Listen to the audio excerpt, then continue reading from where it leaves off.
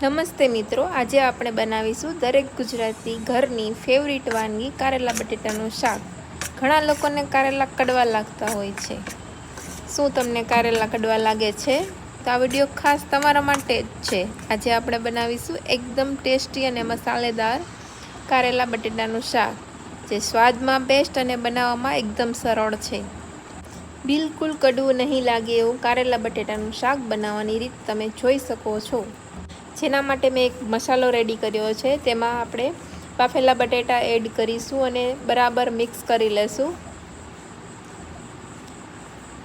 તમે જોઈ શકો છો મિત્રો, મેં ગરમ કરવા રાખેલા તેલમાં રાઈ, જીરું અને હળદર ઉમેરીને સુધારેલી ડુંગળી નાખેલી છે, જેને આપણે લાંબી લાંબી કટ કરી લીધેલી છે.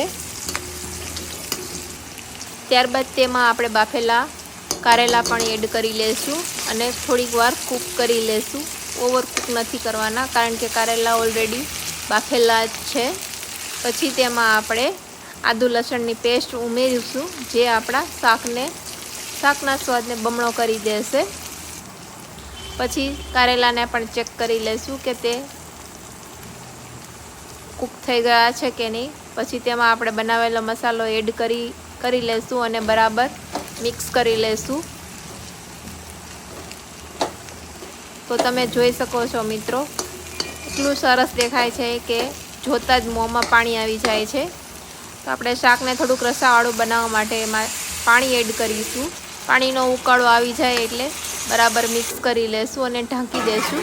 તો તમે જોઈ શકો છો મિત્રો, આપણું શાક બનીને એકદમ રેડી છે અને જોતાં જ આમ ખાવાનું મન થઈ જાય એવું છે. તો આપણે એક એને સર્વિંગ બાઉલમાં કાઢી લઈશું. તો આપણું શાક છે રેડી, કારેલા બટેટાનું શાક. એકદમ કડવું નહીં લાગે અને બાળકો પણ ખાઈ શકશે, હસે ઊની રોટલી ને કારેલાનું શાક.